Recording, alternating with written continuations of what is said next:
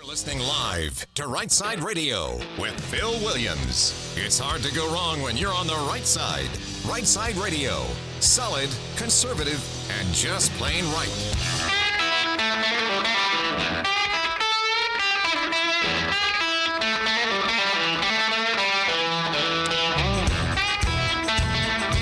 Welcome in to Rightside Radio. Clearly, I'm not Phil Williams. This is Scott Butford from the Trussville Tribune.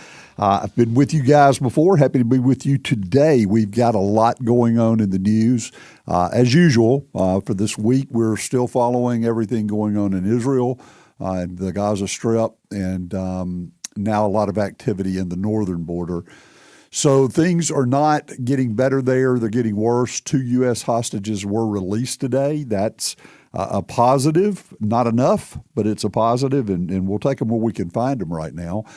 I know you guys have been following this story as most of us have. A lot of elements here that we're going to weigh in on a little bit today. One of the things that I'm just going to go ahead and share with you is that my view of Israel, I was sharing this with Boomer before we came on the air. My view of Israel is dictated in large part by my biblical view. I was raised in the Southern Baptist Church, raised in a Christian home, went to a Christian school growing up from kindergarten until 12th grade. And so that naturally that has a lot of influence on how I view the country of Israel and the Jewish people. And in my view, they are the chosen people of God. I don't know under the New Testament and under the New Covenant exactly what that relationship is, but God does. And I trust Him, and I know that I'm instructed to stand by the nation of Israel. And if Israel steps out of line, God has got about a 4,000-year history of handling that. He doesn't need me to make those decisions. So I am firmly in the Israeli camp, and I am unmoved by anything that I see or hear that would change my opinion of that. And if you've got a different opinion, I respect that. I'm open to different ideas and different thoughts, but just really wanted to kind of explain to you where I'm coming from. I think most of us, regardless of where you may stand there, I think most of us probably agree that the atrocities that Hamas performed on the Israeli people over the last week are unacceptable in a civilized society.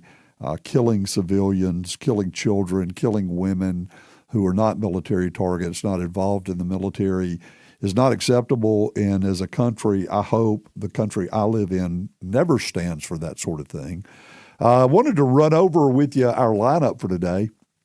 Got some really good guests coming in. At 2:30, Paul DeMarco will join us. Paul is the former GOP chairman for Jefferson County, also a former state senator, very knowledgeable about things going on in Montgomery and things going on really on the conservative side of politics. Always look forward to Paul. He is also the political writer, award-winning political writer for the Trussville Tribune. He has been writing a political column for us in Trussville for a number of years now. Very highly respected, and our readers really enjoy hearing what he's got to say. Then at 3 o'clock, we're going to have the 1819 News Hour. Neither of our guests realize this is happening because I didn't tell one that the other was coming on. But at 3:05, we will have editor-in-chief of 1819 News, Jeff Poore. One of my close friends in the political media circles. Jeff and I stay in touch a lot. I'm frequently a guest on his show. I sometimes fill in for him. And I'm looking forward to hearing his take on all the things going on, both in Montgomery and around the world. At 3:30, we'll be joined by the CEO of 1819 News. Brian Dawson will join us. The 1819 News was the brainchild of Brian, and he's the guy that kind of conceived it, created it, and built it. And some of you guys, even though you may be readers of 1819 News, what you may not know is that by some of the statistics I've seen and some of the data I've been able to see, they are now the preeminent political media outlet in the state of Alabama.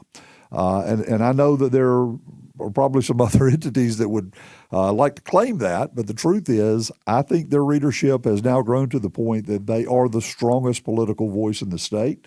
So we'll get to hear from Brian a little bit and really want to talk to him about what we witnessed earlier this week with the national media in the alleged Israeli bombing of a hospital that we now know Israel had nothing to do with bombing a hospital. There's even some question about whether or not a hospital was actually hit or the parking lot next to it. But we all watched that unfold. And to me, as a newspaper publisher, it is very disturbing to see names like the New York Times, the Wall Street Journal, CNN. We could go on and on. Politico. It was an unbelievable list of names. Bloomberg, who took the word of Hamas, a known terrorist organization, known liars. In fact, we've probably heard more lies from terrorist organizations than we've ever heard the truth. I mean, we all know that. Those of us old enough to have gone through the war with Iraq remember Baghdad Bob. And we literally made fun of him in real time because everything he said was a lie. Everything was a lie. But some of the biggest news media outlets in America took a press release from a known terrorist organization and broadcast it as if it were fact. They did so without lifting a single finger to vet any of that information. And by the time the Israeli army pulled together data, and by data, you've all seen it, video of the bomb, video coming from Al Jazeera, which is, by the way, an Arab-run news outlet in the Middle East. They used their own video. Al Jazeera was one of the media outlets making these false claims against Israel. Israel used their video to prove that they were lying and that they were reporting false information. We have heard the audio recording directly between the terrorists talking about the fact that they just had a bomb malfunction and hit a hospital, and they were the ones that fired it. They knew immediately who had fired it. So how have we reached this point in the American media? We've seen the slide. I've seen it. I live it every day. I feed my family through the media, so I don't want to see organizations within our industry destroying our credibility, but it happens every day. We witness it every day. How did we get to this point? How did we get to a point where we have major media outlets in the United States of America that are so politically driven they will report lies from terrorist organizations? I don't understand it. I don't know why people on either side of the aisle and the audience would tolerate this stuff. But we're going to talk about it, and it's happening, and it's real. And who knows? Maybe this is the moment where the media has to face the music a little bit, right? Maybe the American people are tired of it to the point that they will start rebelling and force the media to do what they're supposed to be doing, which is report without favoritism and without fear. Just tell the truth, report the facts, and trust your audience to decide. We've built a newspaper in Trussville that covers 9 cities on that theory, and it's worked out quite well. I think we have a lot of confidence from our audience because when we editorialize, we do that on the opinion page. When we're reporting the news, we just try to present the facts and trust our audience to kind of figure out the right and the wrong of it. They're grown adults. They're fully capable of doing that without me telling them what they need to be doing.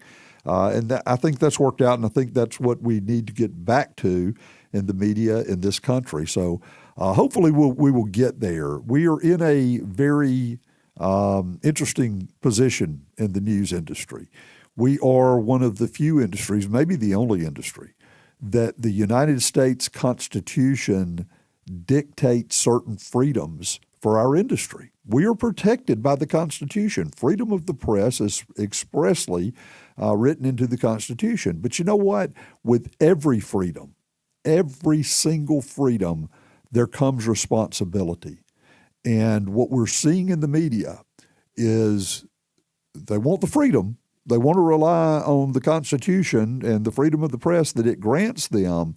but they often don't want to take the responsibility that comes along with having that freedom. I think the American people are going to get sick of it. I think they already are sick of it. I think a lot of you are sick of it, and I think that's probably what draws you to Rightside Radio. You're going to get it straight here. The good, the bad, and the ugly. You'll get it straight. And I think the rest of the media in America needs to accept their responsibility for their freedom, and they need to start doing it the right way. We're seeing major newspapers disappear because they wanted to editorialize more than they wanted to report. Here in Alabama, 3 of our 4 largest cities don't even have a newspaper anymore. It's gone. Birmingham News, Huntsville paper, the Mobile paper, they're gone. They won't return, certainly under the current organization running AL.com. So when do they learn the lesson? When do they learn the lesson that if they don't show their audience the respect they deserve and tell them the truth, their audience is going to go away? So I'm hoping that this will lead to revival among the media, that maybe they'll start paying a little more attention to what they're saying, what they're doing, and just simply start telling the truth. Also, I wanted to mention one other guest we'll have coming on at 4:30 is Zach McCrary. Zach is actually a Democrat political strategist. Y'all have heard him before. We'll have him on, and he is one of the best political prognosticators I've ever seen. When it comes to predicting what he thinks will happen politically, he's not picking winners and losers. He's just going to tell you the truth. This is who I think has a chance. This is who I think does not have a chance. Always enjoy hearing from Zach, mainly because he's right so often. We are glad you're here with us today. Again, I am Scott Buttram from the Trussville Tribune.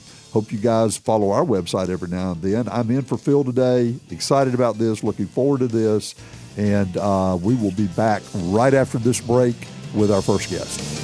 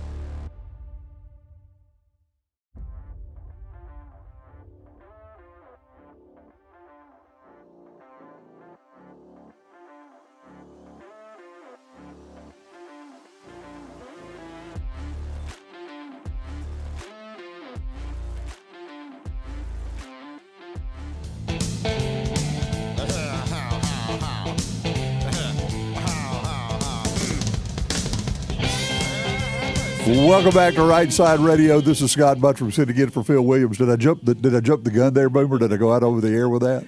No, we were good. We had to wait a little longer. I thought I might be the only one that knows. I jumped the gun on that. We've got Boomer behind the board over there. As always, he is the man running the show and making it happen. I'm going to make him also stay on the mic a little bit. Oh, yeah. We were talking earlier, Boomer, before we came on the air. You had asked me what my feelings were about Israel and the situation in the Middle East.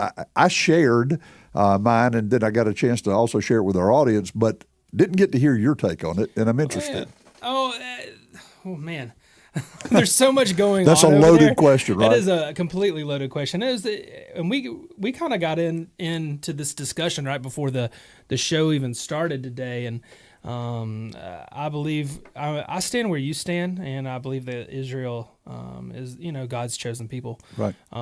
With everything going on over there, honestly, day by day, what I'm doing, and I know that there's so many people out there that are doing the same thing, including you, is I'm just lifting up those people. I'm lifting up all the people over there, and honestly, I'm lifting up our leaders that are currently in our in our government that are making big decisions on our behalf, and all the time I may not be, I may not agree with everything that they do, but they're the ones that God has placed in our leadership right now, and all we can do is continue to pray and get behind them as much as we can, much as we can. That's a hard thing to do. So, it's a hard thing to do when partially you look at your leadership and you're like, man, that's not who I voted for, but you know what? They're there for a reason. So well, and we know as Christians that God can use anybody. Yeah, and He can.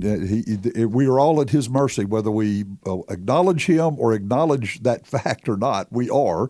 I'm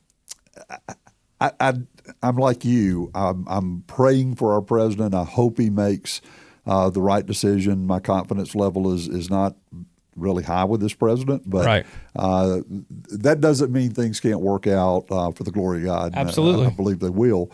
We did not talk about earlier, Boomer, and our senator, United States Senator Katie Britt, tweeted out this morning that she was on her way to the Middle East because she wanted to see firsthand what was going on. I am pretty much an open fan of Senator Britt. I'm proud of the job she's done. I was not necessarily on her bandwagon early on. It took a while to come around. Like a lot of conservatives, I leaned a little more toward Mo Brooks early in the campaign, but ultimately saw some stuff in Katie Britt that really pulled me to her side, and she has not disappointed me in the least. I appreciate the fact that she went to Selma after those tornadoes. I appreciate the fact that she went to the southern border and saw what's going on. I appreciate the fact that she wants to go to the Middle East and see what's happening there firsthand. But I got to be honest, I'm not thrilled with her taking this trip. It worries me. Yeah, I mean, honestly, I like you just said, I am a Katie Britt fan, especially just everything that she has done, and I love what she's standing for and how she's getting into the things that we as the people voted for her to do for us on our behalf. Exactly. Her going on the trip and stuff. I actually didn't know that till you just mentioned. I didn't see the tweet or anything, but wow, it was kind of a last minute announcement that she was on her way. That's crazy. That's all I'm going to say. It is. I would prefer she not make this trip, but she's gone, and she's this is her intent, and so I would urge our listeners to lift her up in your prayers. Absolutely, pray for her protection and her safe return home, and let's pray that she can move a needle, get something accomplished while she's there. Yeah. And she's shown a knack for being able to wade into some pretty hairy situations and pull people together. You never know what this could lead to. But most importantly, just pray for her safety. Safety and safe return. And like you just said, that something comes out of this this journey that she's making. Yeah. Yeah. And she started threading the needle on a lot of different issues. So let's keep it up. She really has. She's doing incredible. My concern with Senator Britt when she announced that she was running, she was a longtime aide to former Senator Richard Shelby, and had been involved in Business Council of Alabama, who I have some mixed feelings about. I was not convinced that she would be conservative enough for my taste, just to be honest with you. To say she has exceeded expectations would be the understatement of the year. She's turned out to be staunchly conservative, and yet has that ability to reach across the aisle and talk to people who she does not align with politically. I think she brings a common sense approach to the job, which is missing with most of our elected officials these days. So yeah.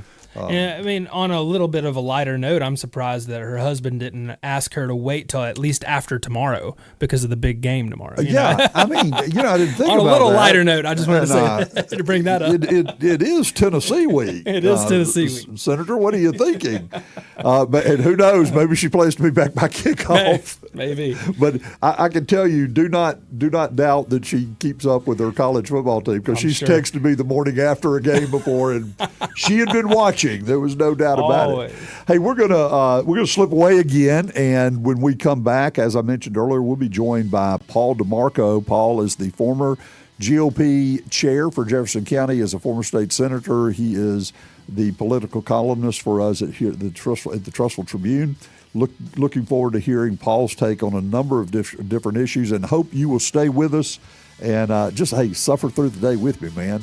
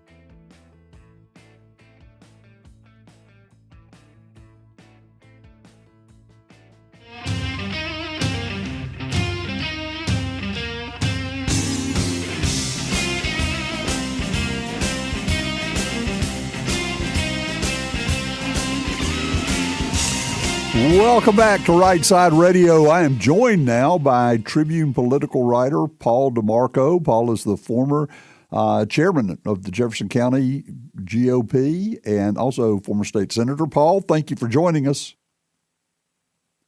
Hey, Scott, glad to be with you and your listeners on this Friday afternoon. Hope everyone is well. I think it's a good day. I was just checking the weather, looking out this window. Man, I'm pleased with what we've got. I'd like to see a little more rain. How about you?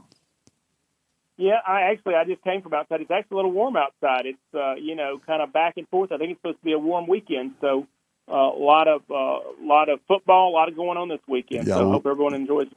A lot of stuff happening. There's also a lot of stuff happening on the political front. Hey, Paul, one of the things I wanted to bring up with you and just get your take on it, and I didn't warn you about this, so if you hadn't followed it closely, that's fine, but I've got a feeling you probably are keeping an eye on it. One of the big breaking stories this week out of the Birmingham area is that Birmingham Southern College has sued Young Boozer, the Alabama state treasurer, asking a court to force him to make a loan to the university to the tune of about $30 million. He has passed on that. The legislature, I apologize for that, did pass a bill giving him the discretion to do that, the opportunity to do that under his discretion. What are your thoughts about that?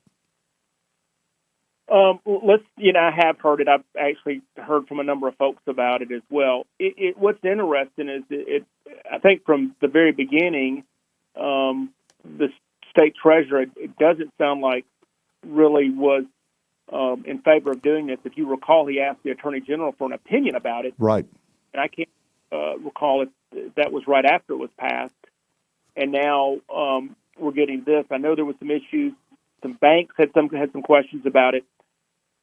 Usually you don't see a court really want to get involved with something they feel is some sort of legislative intent or something like that. Right. When it comes to these types of issues. So I think the question someone asked me is, if the legislature passed it, the governor signed it, what is the treasurer's take on this and why is he opposed to it? And that I have not heard. And I think that's the $1 million question a lot of folks have asked is, what is his issue with doing this? I mean, a lot of folks had a philosophical, we don't need to be getting involved with giving money to private schools, but that's been done in the past and will be done. So it seems like it's something more there, but that's the $1 million or $30 million question as of now. Yeah, and we should mention, Paul, the whole concept of creating this fund for distressed colleges was actually the brainchild that was pushed by the Jefferson County delegation in Montgomery, who wanted to try to help Birmingham Southern. And I think it's important for people to know, our audience to know, that they were not all on board. They were not all on the same page with how that help should come, how it should be executed. And I talked to some that weren't comfortable getting in it with the state getting involved at all. So just to come around enough to create this legislation to at least open the door, that wasn't a given by any stretch of the imagination. From the very beginning, there were people on different pages and viewing this different ways. I've looked at the law. I went back and pulled up the act and read through it the other day, and it clearly gives the state treasurer discretion. I think those are the exact words, at the discretion of the treasurer, as to whether or not this would meet the criteria, and he determines that it's a good loan and the state should move forward with it, as we know, and we kind of jumped right over that. But he did send a letter to Birmingham Southern last week, telling them that he was not going to accept the loan or pursue the loan. Well, here's my question to you, Jeff, because we've got a lot of state officials. Well, hey, Paul, I know you spent a lot of time with Jeff Poor and I, but I'm Scott. Oh, yeah, sorry.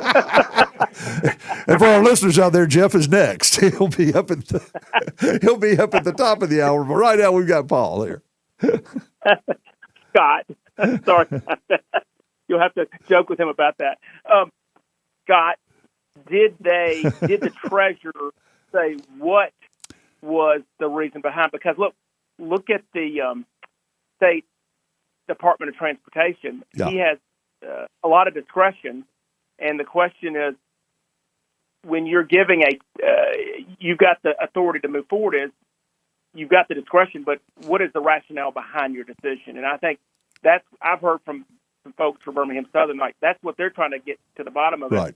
Right. What is the reason behind this? And I think that's the question on the table. Right. And again, now this did not come from the state treasurer. I have not talked to Young Boozer or anyone in his office. And in fact, when we were trying to just get a copy of the letter the other day, we couldn't even get a phone call in. So I'm assuming we were not the only media outlet trying to get a copy of that rejection letter.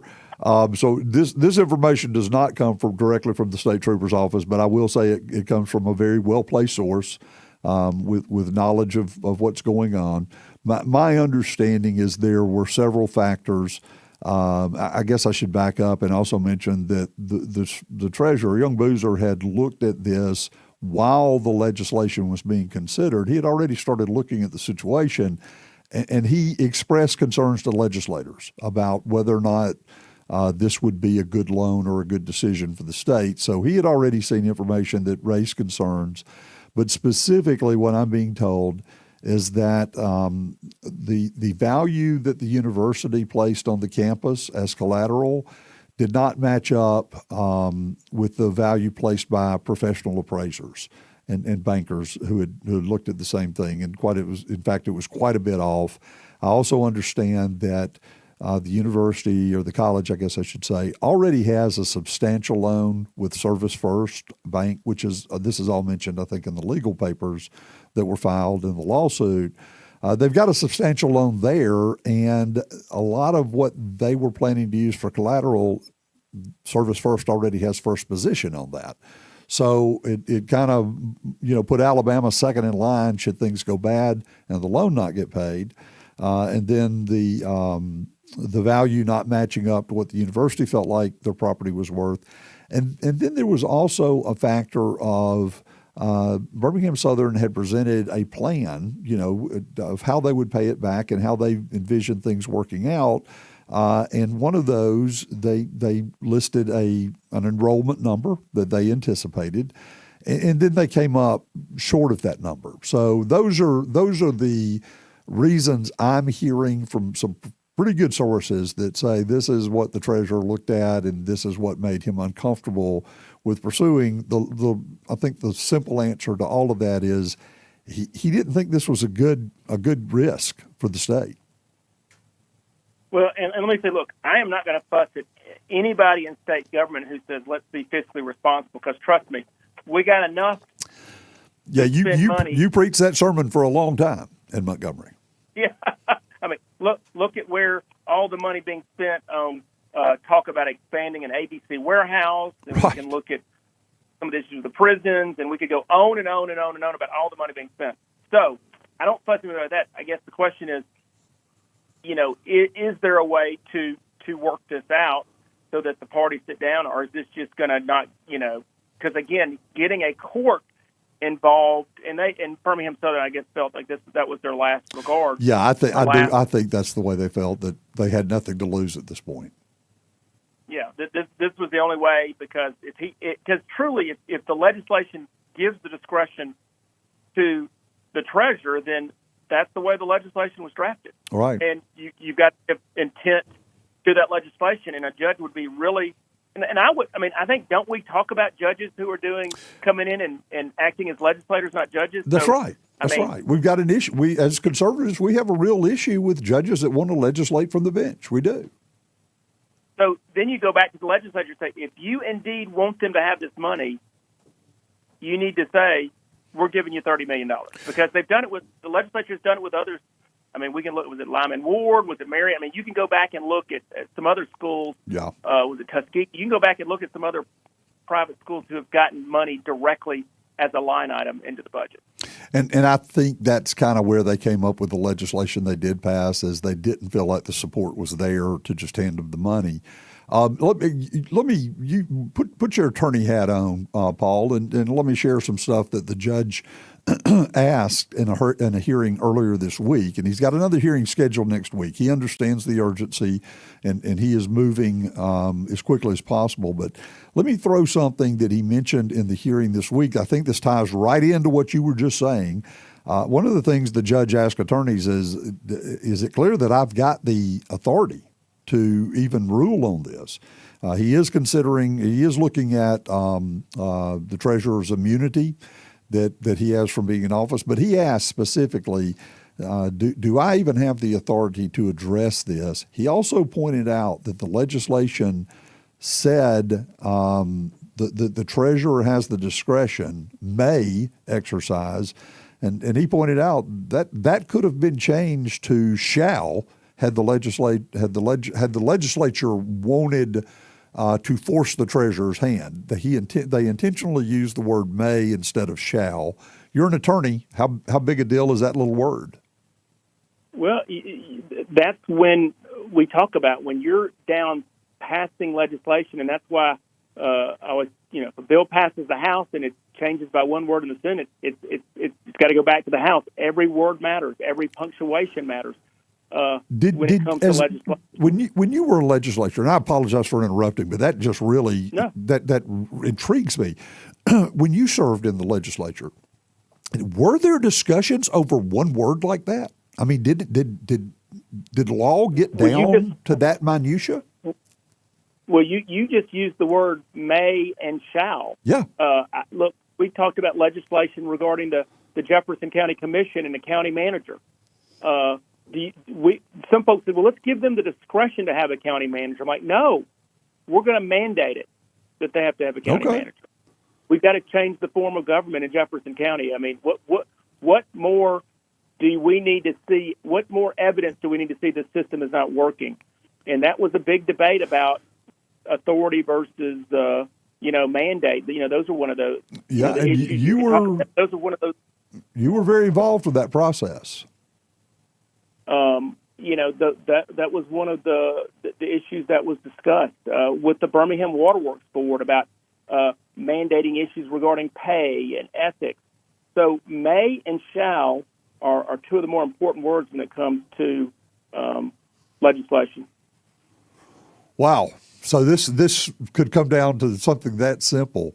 Paul, let's look at this from a different point of view. You've been to the Birmingham Southern Campus. I've been there. It is a beautiful campus, and it is a great school with a really great reputation. They obviously have a flawed business model because the finances certainly have not worked out, and they've teetered on the edge for quite a while. But when you look at that campus and you see where it's located, for our audience outside of the Birmingham area, this is very much in the Inslee area. And it's an important part of my life and my family's history. My grandparents built their first house in Bush Hills, about 3 blocks from the gate. So I know the area well, and that is a beautiful campus.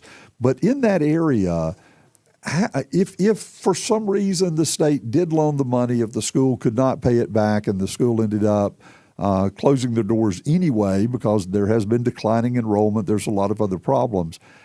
How many uses are there for that property? It's not as if it's built to just put anything in there.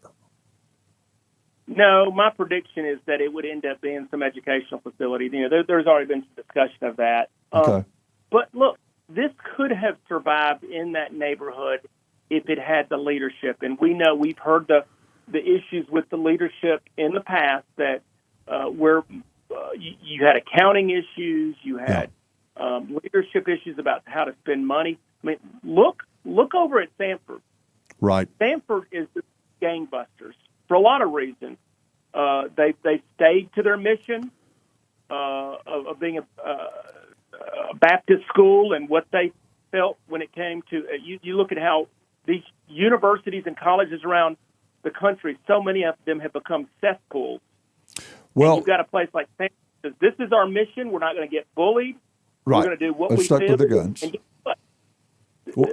That means their donors support them. Well, Sanford also moved from East Lake to Lakeshore about 65 years ago, my dad was actually a student when they made the move. So, and no reason for it there, but as we look back, that was certainly a good move for them. Paul, we've covered a lot of ground. We've got about 20 seconds left. I just want to ask you: is there any point you wanted to touch on before we head out? No, there's just so much going on around the world. I hope we go from dysfunction to some function in Washington, D.C., and I hope everybody has a good weekend. Paul, I appreciate it. Hope you have a good weekend. We will talk again next week. I'm sure we usually do. Thank you for joining us. We're going to head to a break here in just a minute or two, and we'll come back for a pretty short segment there, and then we'll head to the top of the hour. We'll be joined at about 3:05 by the editor-in-chief of 1819 News. That is Jeff Poore. Love hearing from Jeff. He's always got an opinion and a take on everything, and he has a tendency to be pretty right on some of his guessing. But I want to cover some ground with him and see his thoughts on the way the national media has handled their jobs this week. You stay with us. I'm Scott Buttram in for Phil Williams here on Rightside Radio.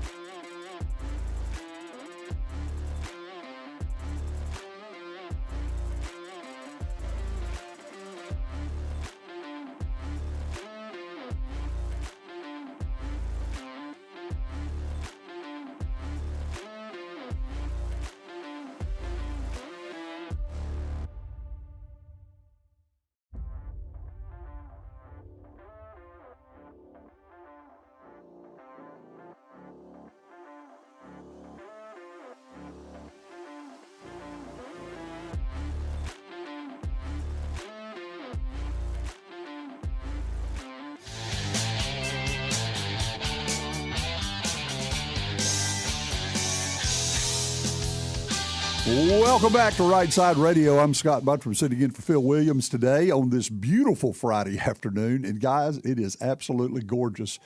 If you're outside listening to us, congratulations to you. We'll be joined by Jeff Poore right after the top of the hour from 1819 News. He is the editor-in-chief there. We were just talking to Paul DeMarco. Paul is the political writer for the Trussville Tribune.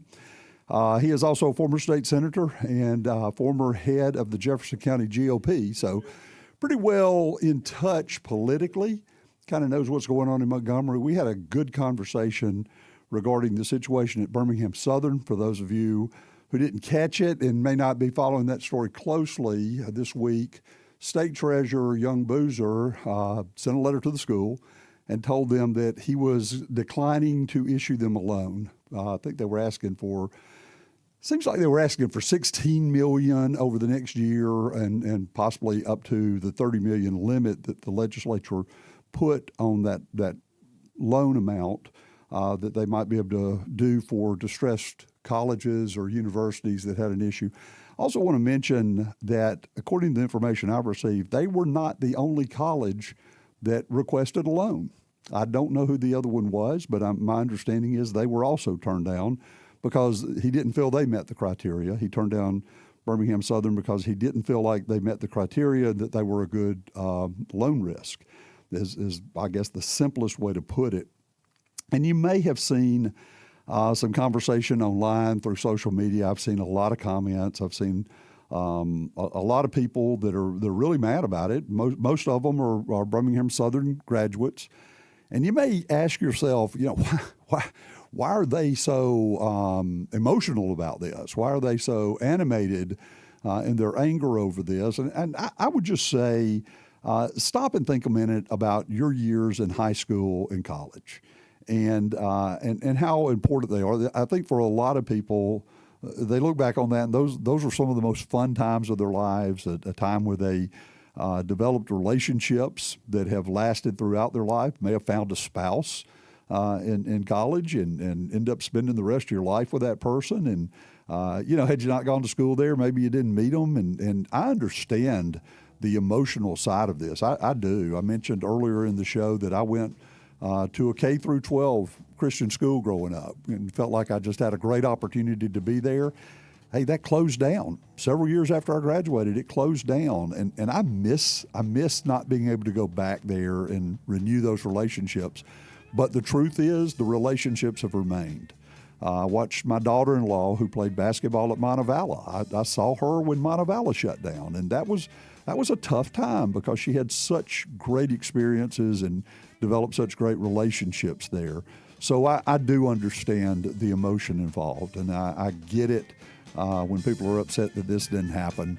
We're going to take another break. We'll be back right after the hour with Jeff Poore. You stay with us.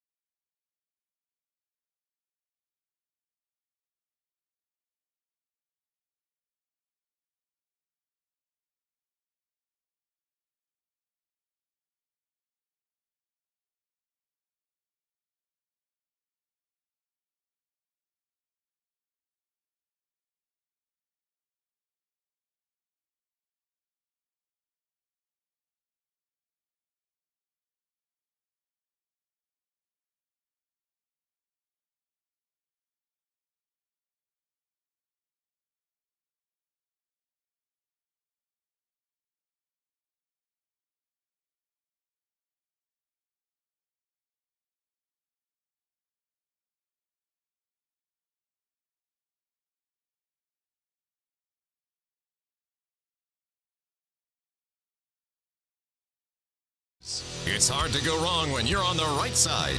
Right Side Radio. Solid, conservative, and just plain right.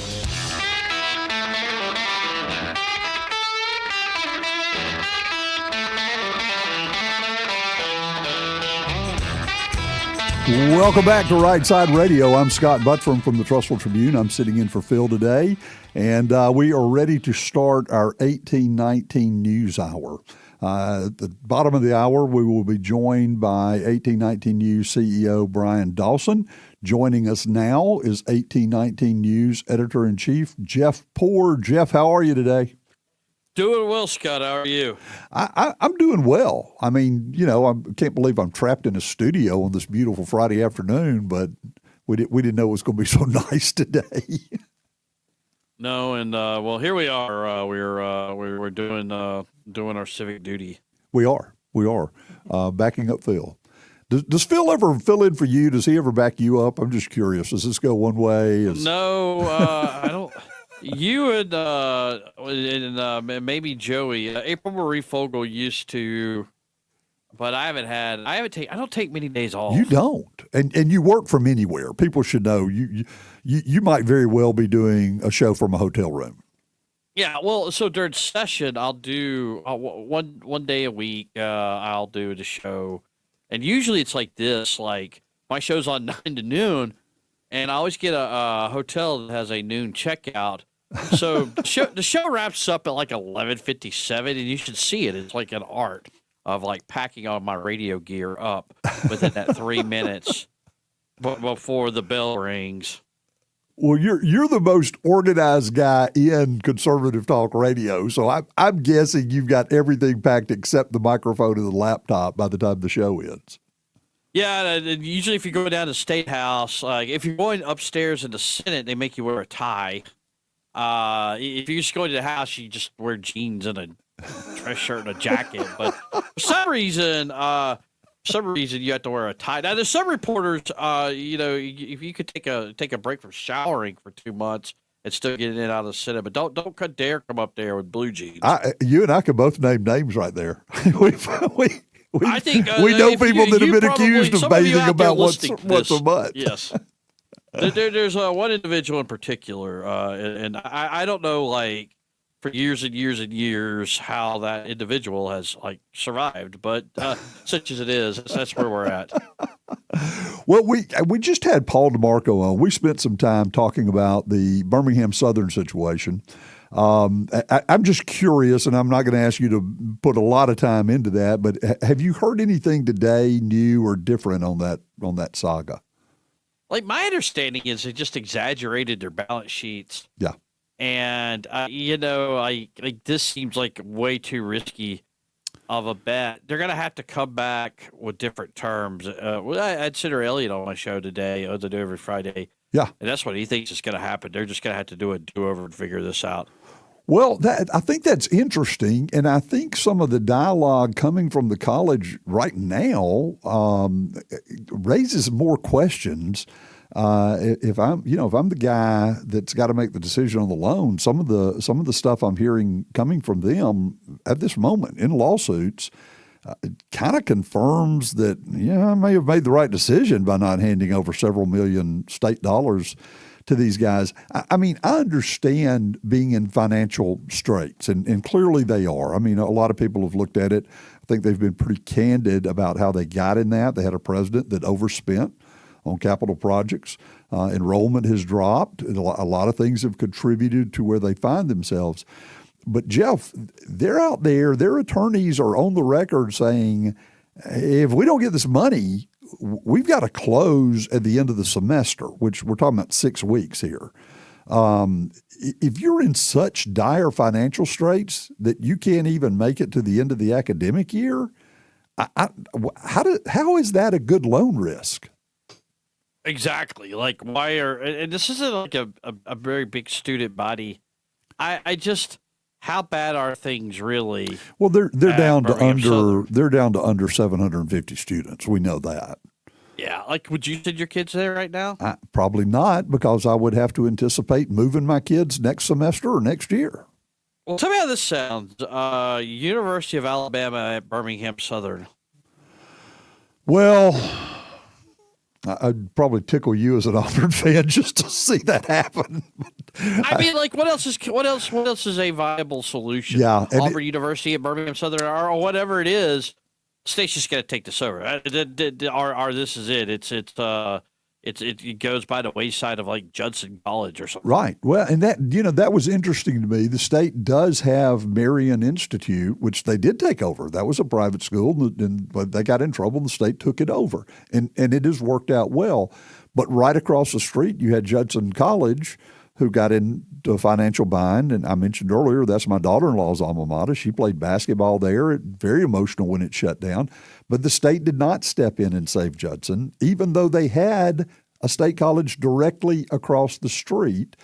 Doesn't mean that they couldn't figure out a way to do this with Birmingham Southern, but it is a private school, and I could see it being taken over. One of the things Paul and I talked about, that is 192 acres in the heart of Inslee. If you I'm in the Birmingham area. You're not, but you know the area, and that's not an ideal location. Though the campus is secure, they've never had any problems there, and it is a beautiful campus.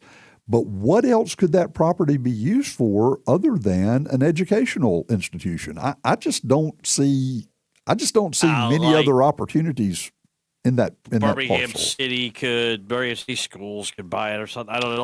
Last time I stepped foot on the campus of Birmingham Southern, it was Gene Stallings' final game at Legion Field, Auburn-Alabama game. Yeah. I mean, it's been that long since I've had any reason to go to Birmingham Southern. That's where I parked and walked to Legion Field. Well, I've been on there since then. As you know, my wife is a public school teacher. She's a Spanish teacher at Mountain Brook High School, and she does immersion workshops over the summer quite a bit where they actually sign an agreement. From the time they step through the gates, they can't do anything but speak Spanish until they leave. And she loves those things. Man, she loves them. And one of the ones she went to a few years ago was at Birmingham Southern, and I had to drive her out and drop her off. And that was actually the first time I had been on campus in probably 15 or 20 years. I've only been there a couple of times in my life anyway. But I was taken by how beautiful that campus was as soon as you go through the gates and you see it. But in the heart of Inslee, I just don't see it being anything else but a school. And if the school shut down, I think you're selling raw land for the most part. Yeah, I don't know. They could do something with it. I don't know, but I just it's not like you said. Valuation on that is not going to be big. It's got to be some kind of government there, I would think. Yeah, and you mentioned earlier, I think that's where they're running into a problem. The school values the property at around $95 million, and from what I understand, appraisers are valuing it at closer to $22 million. And $17 million of that is already collateral with Service First Bank. So doesn't leave a lot for the state to hang their hat on, and I think that's where our treasurer has an issue with the whole deal. I agree with that. Yeah, I mean they inflate the evaluation, and just like the young Boozer is doing, I guess, his constitutional duty here. Yep, we'll see how it plays out. Judge, they'll be hearing next week, and I think the judge is going to go ahead and issue a ruling next week because of the timing of everything. So we'll see how all this plays out. Hey, I want to shift gears a little bit with you here, and I'm not going to ask you to go too deep into it. I just want to get your thoughts on it. I will tell you this is an issue Brian and I are going to talk about on the second half of this hour, what we're referring to as the 1819 News Hour today. We watched as multiple national news outlets last week took a press release from a known terrorist organization, pathological liars, that is their history, and they ran with that story as if it were fact, accusing Israel of bombing a hospital in Gaza. They did not lift a single finger to vet any of the information they were handed. They just ran with it, put it in their headlines, claimed it as the truth. How far have we fallen with the media in this country? Both you and I are feeding our families by being in this industry.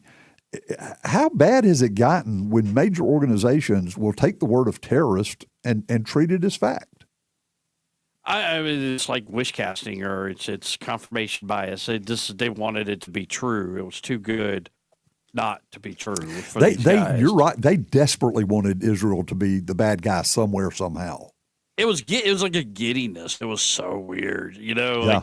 Like, we finally shown that they're the evil people. Like Benjamin Netanyahu woke up that morning and he said, "You know what? I feel like bombing a hospital today." Right. And we showed his true colors. Like the way these people think, and I wonder if they really do think that that's the way the Israeli people, the Israeli government think about God. Because that's the way they think about you and I. They think you and I are getting up in the morning as conservatives, and how can we be racist or whatever? But who cast that kind of judgment on their fellow man? Just with not knowing anything about them, just based solely on their political stripes, that they assume that this person is like that. And it's so weird. And you know what's really strange about that to me is I don't think that way about liberals. I really don't. I don't view them as waking up every morning and trying to figure out a way to destroy America. I don't view it that way, but I've got some that, well, you may be right. But I've got friends that I know they think that way about conservatives. They seriously believe that we do wake up every day and figure out, how can we be more racist today? Which, in fact, racism does not fall in line with the conservative point of view at all. But that's their concept, and that's the way they look at it. I agree with you in terms of their anxiousness to report something negative about Israel. But even as that report was coming out, one of the thoughts I had is Israel has been in a lot of conflicts, especially over the last 70, 80 years since they reestablished in Israel. And when have they ever had the reputation of bombing hospitals or schools? They've never done that. And the only time it has ever happened is when their enemies have tried to shield themselves in places like hospitals and schools and have hidden ammunition there and explosives and kind of forced it to become a target in order to execute a war. There's no reason for the Wall Street Journal to believe that Israel would go out and intentionally do this. No, well, they just Scott. It's clear, like playing right into the Hamas propaganda, because they have built them up to be that evil, right? Right. But the other thing about Israel is, like, they would dominate that region of the world if they weren't so careful about this, right? Like, they go way out of their way, almost to a fault, yes, to strategically pursue these guys in the Middle East. It's weird, man, because when I saw that story, I'm like, at a certain point, like, who actually got attacked here? And why is the American left, like, they're always trying to, like, make it about something else? They don't want to own the fact that most of the anti-Semites in this country are on the American left. They're not on the right. They got to own their people. They're pro-Palestinian people. They do this, and I think this is just illustrates that point.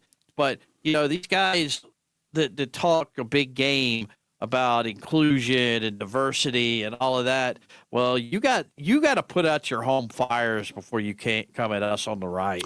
Well, and you just touched on something else. There seems to be a really strong move on the left to somehow separate Hamas from Palestine, as if these aren't actual Palestinians that are in Hamas. Right. And I'm looking at the Palestinian Legislative Council. 73 members are the Hamas candidates. They have a supermajority, but they're somehow separate. That's bizarre to me. Jeff, we got about 20 seconds to go. What are your thoughts? What are your thoughts going forward on this war with Israel? Does it expand? why is it taking so long? Why do we, every day it says Israel any day now, any moment now will begin its ground invasion, and it's just I don't know. I feel like the longer they wait, the harder this is going to be. I agree with you. Jeff, thank you for joining us, and good luck with everything going on in 1819. You're doing a great job over there, man. Hey, I appreciate that. Thanks for having me on. Thanks for being here.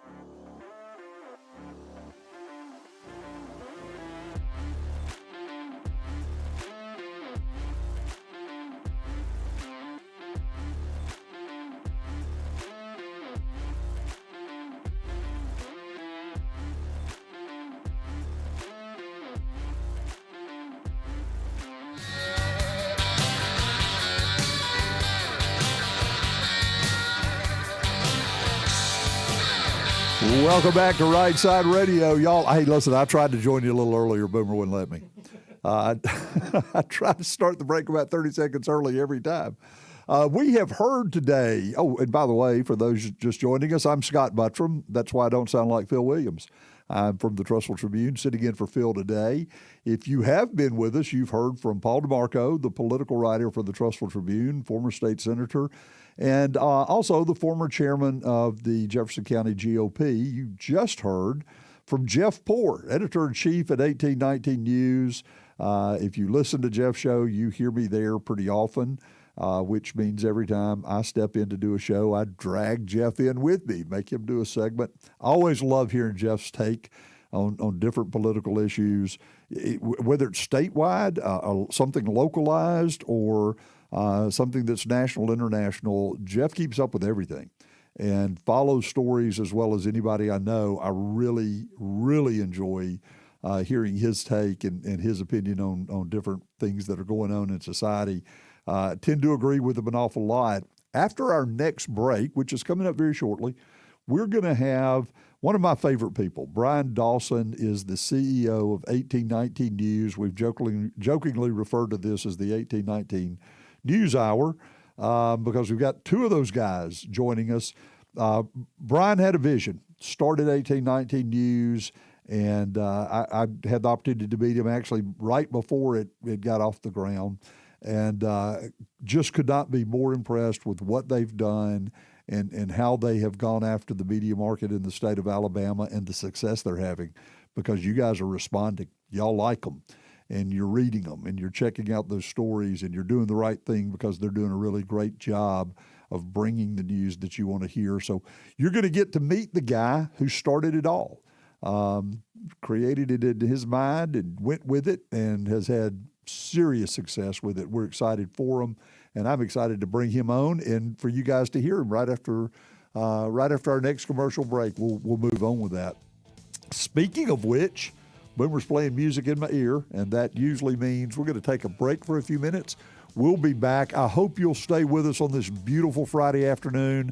Again, I'm Scott Buttram, sitting in for Phil Williams on Rightside Radio. We'll be right back.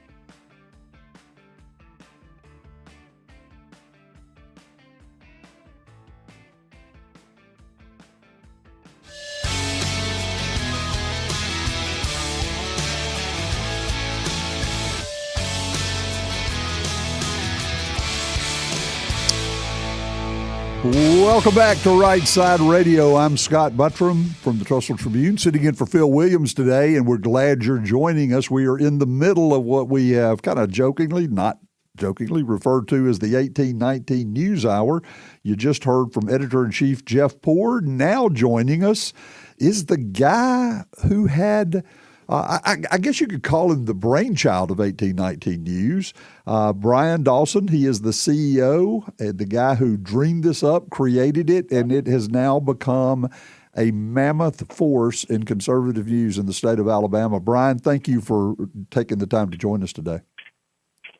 Yeah, well, thank you for having me. And I've been called a child before, but never a brainchild. So, well, it's a new one for me. If your wife's not listening, she won't call in and argue. So she'll Correct. Keep it between us. Yes. I laugh, and I've told you this before, Brian. One of the first times I met Brian, and you guys were not even off the ground yet. You were just kind of pulling everything together to get it rolling. Yeah. And I would laugh because Brian would refer to 1819 News as the dynasty. And I'm like, dude, let's just get the website turned on first and see where it goes. But hey, partner, you turned out to be prophetic with that because it has absolutely become a conservative news dynasty in the state of Alabama in very short order, by the way. Yeah, well, thank you. And you read leadership books, and it, and sometimes you wonder if they're just like trying to fill pages with words, and they always talk about the importance of the team, right? Yeah. And yeah. I've never led anything like this. We've got about 27 people, I think, working for us, and I have learned that is absolutely 100% true. Absolutely. And beginning with Jeff Poor, the guy that was just on. He is got the newsroom functioning and firing, just from a cultural standpoint of the reporters being happy and learning and growing and getting better and helping them with, news choice selection. And just the relationships and the knowledge of Alabama politics that he has is just unbelievable. Oh, he's the best. Our reporters, and Erica Thomas very well. Absolutely.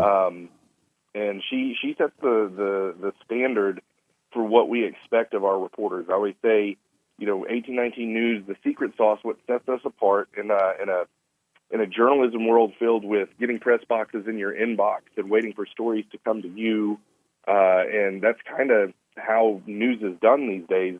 Well, that's not her, and that's not 1819 News. We've got real reporters who are muckrakers at heart, out there beating the pavement, pressing the flesh, asking real questions of real people about things that actually matter to the folks in the state of Alabama. So she sets the standard there. Craig is always doing just lights out, huge, impactful stories. Will, Caleb, on down, and Andrea Tice. I can just go on and on. Unbelievably, gifted, talented group of people. But they're not just high competency. They're just, just on board with the vision. They understand that the world is spiraling out of control, and, the truth can set you free. And so we're in pursuit of truth no matter what it costs us, no matter what may come our way. We're going to pursue the truth.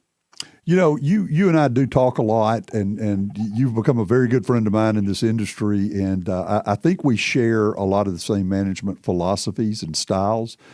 Hearing you talk about team, I'm reminded growing up in Tuscaloosa, I was 22 years old before Bear Bryant was not the football coach at Alabama. I mean, I was a young adult. I didn't know any other way of life.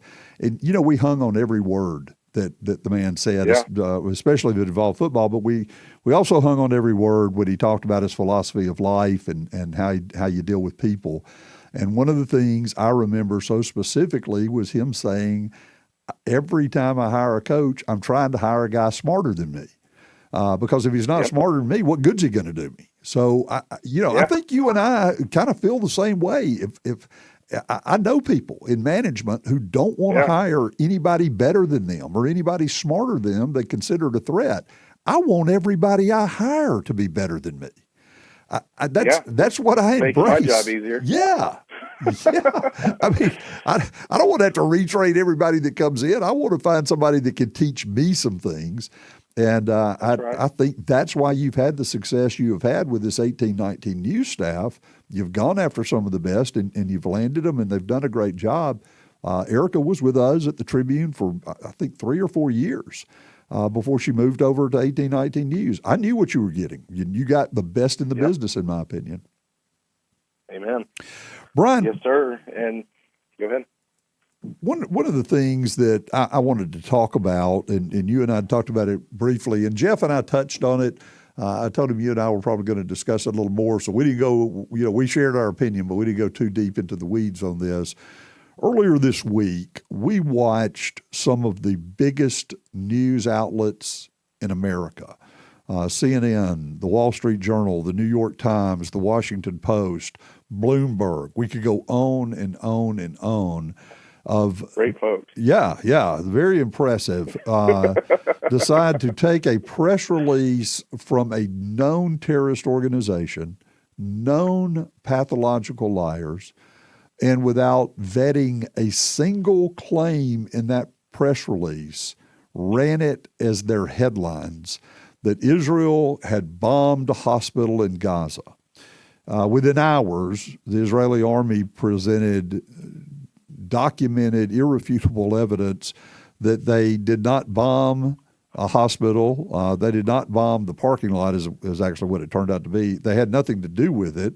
This was a bomb fired by another terrorist organization that malfunctioned and landed in the parking lot next to the hospital.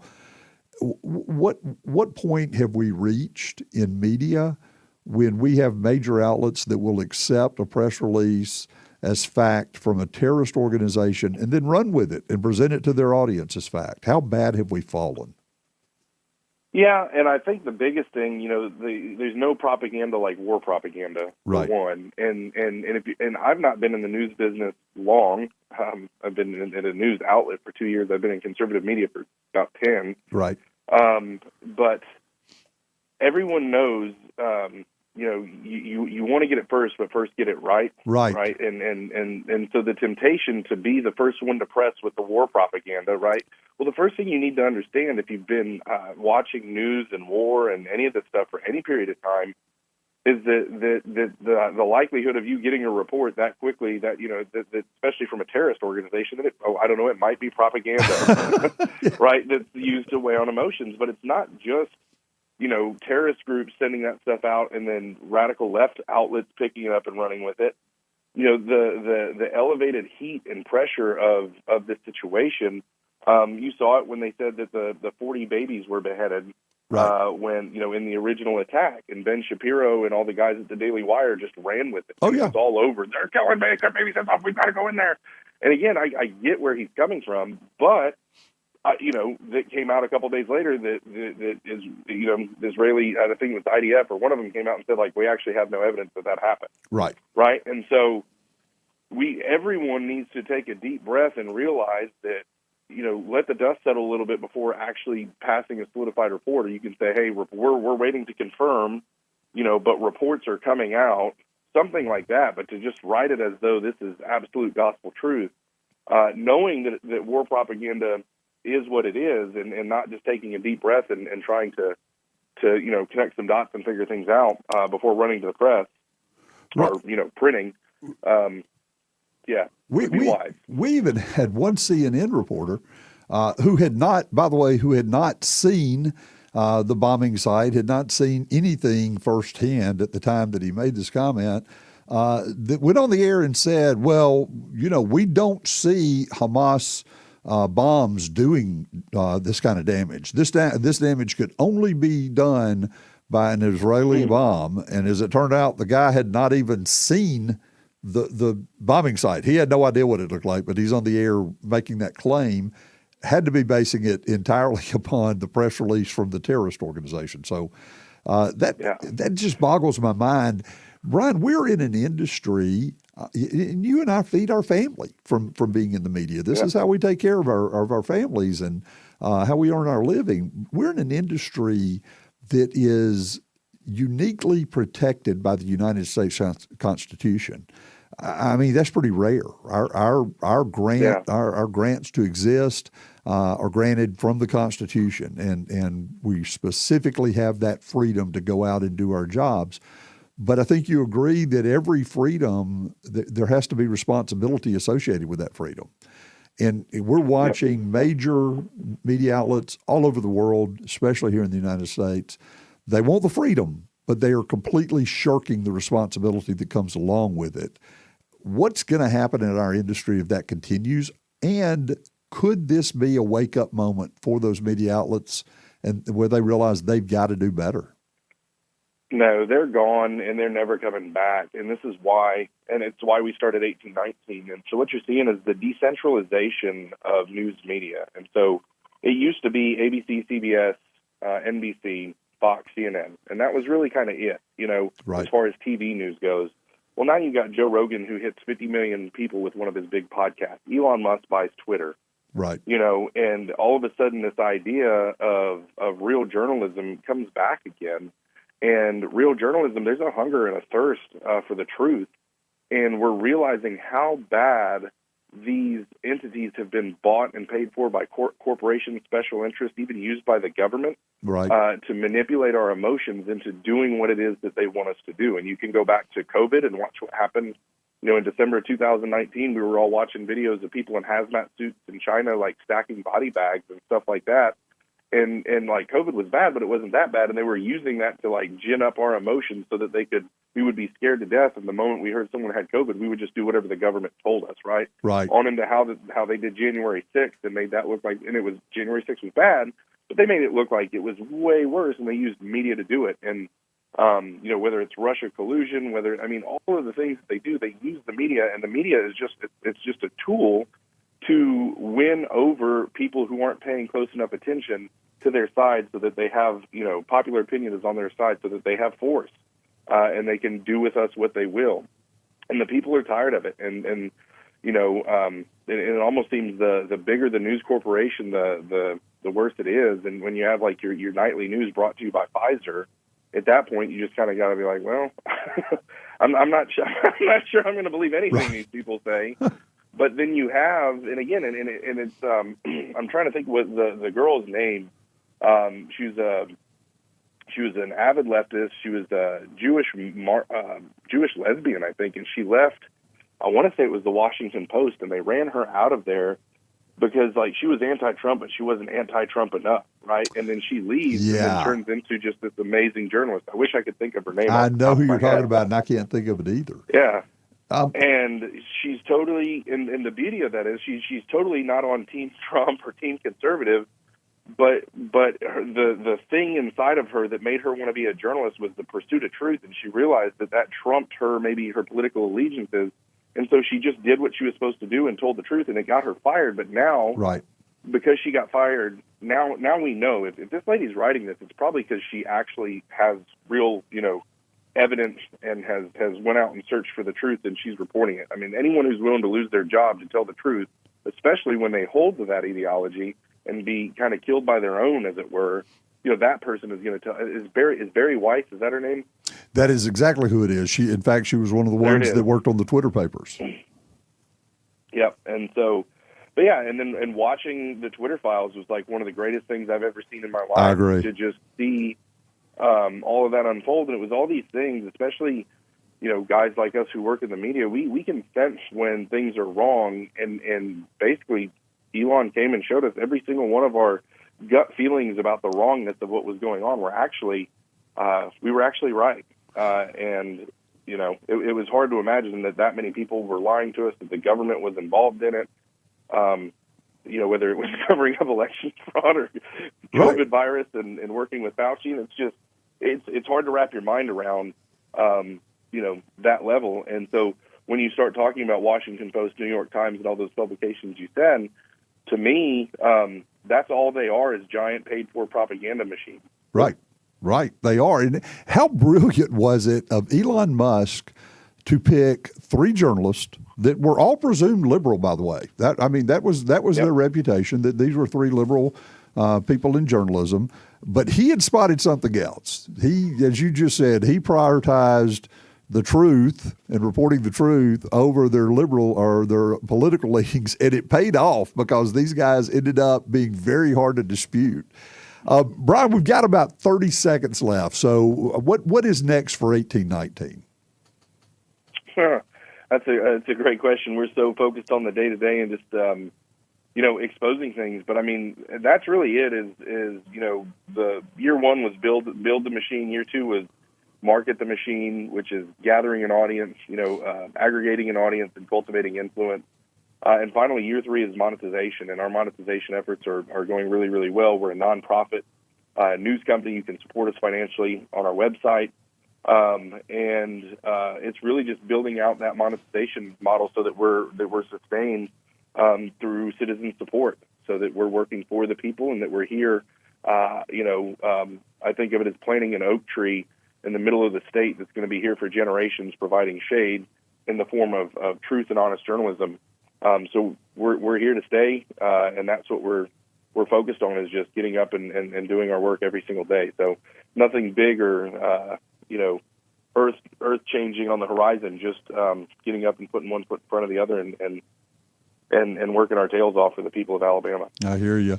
I think it says something, Brian, that as we see traditional media falling apart, both the Trussville Tribune and 1819 News have experienced growth that neither one of us fully anticipated. Maybe old school's the right way. That's it. All right, Brian, thank you for joining us. We appreciate it. That was Brian Dawson from 1819 News. We're going to take a break. We'll be right back with Rightside Radio and fill you in a little bit more that's going on.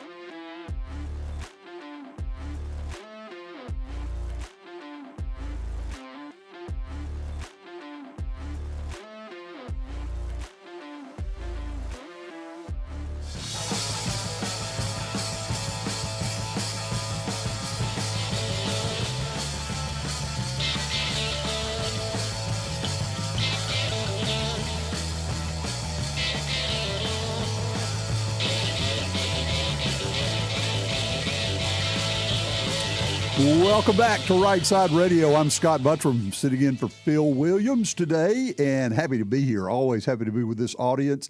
Speaking of this audience, Boomer, grab your microphone. Listen, we got to talk about one of our listeners. One of my favorite listeners, by the way, is John from Huntsville.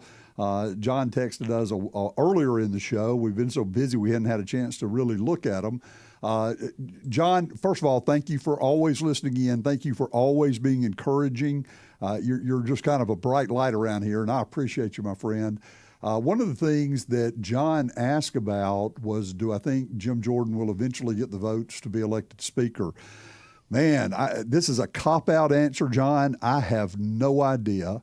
I kind of thought we might see the gap close a little bit today in the third vote. I did not expect him to get elected, but I thought might narrow the gap a little bit, and I think he went from 20 votes down to 19 down, so not enough.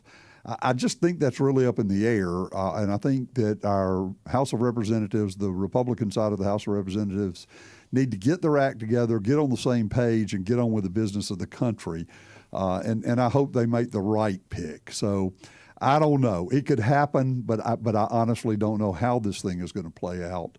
Another question, Boomer, that John asked about. He wants to know about your football picks. Well, football pick 'em for the picks are in for both McQueen and I, just letting you know. And I saw where you asked to make sure everything was okay with Phil. Yes, everything is okay with Phil. He is just taking a couple of personal days to spend some time with the family. Yeah, it feels good for Phil. He does that on a regular basis. Yeah, I'm glad he does, too. He needs to. Yeah, well, it probably makes life easier for you if Phil's in a good mood. So hey, there we go. Getting a break every now and then.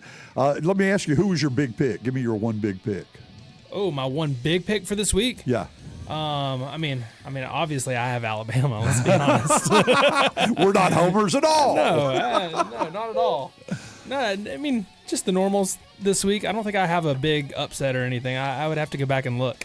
I got you. I kind of wait till Saturday morning to really dig in, and I'll change them on Saturday morning. So hey, we've got a breaking guest after the top of the hour, so I'm gonna drag Boomer in a little bit more after this next break, and we'll talk. We're gonna talk football a little bit more too. So you stay with us here at Rightside Radio. Thank you for being here, and hang around. We'll be right back.